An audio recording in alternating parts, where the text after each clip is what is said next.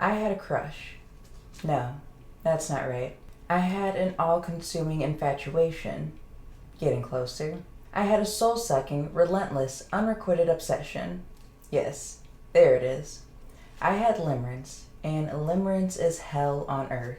Limerence is an intense, involuntary state of romantic obsession marked by intrusive thoughts and a desperate longing for reciprocation. I have been limerent for years, and it felt lonely and embarrassing. But the more I talk about it publicly, the more I realize I'm not alone. While I'm not ready to share the details of my experience, I will say that I was sucked into the twin flame trap, and I have to speak out against it. A twin flame is described as an intense soul connection, theorizing that one soul was split up into two bodies. When these people finally meet, they experience a magnetic but triggering and painful relationship.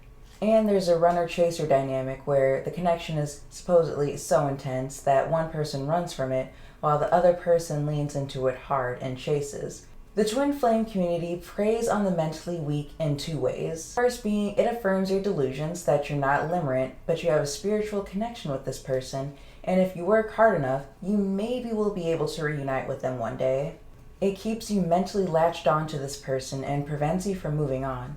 And not only that, you're surrounded by a community of people who hype you up and feed into your delusion instead of presenting another option on why you're so fixated on this one person. The twin flame community also financially preys on the mentally weak with tarot readings and energy work, where if you pay someone enough or share and like and subscribe to their content, they'll tell you exactly what you want to hear, and they'll keep you hooked on their content so you keep coming back for more. And because the traits of limerence and twin flames overlap so much, it's easy to see why someone who is limerent but insecure would latch onto the twin flame movement instead of facing reality. So, a harsh truth from someone who thoroughly believed this BS: that person is not your twin flame. They left you, ignored you, and haven't had contact with you in however long because they do not want you in their life. If they really wanted to reach out to you, it's 2026.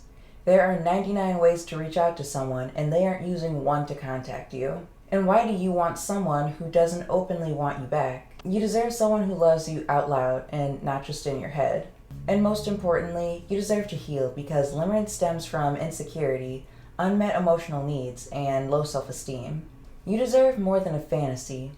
You deserve love, the real thing. I was limerent for far longer than I care to admit.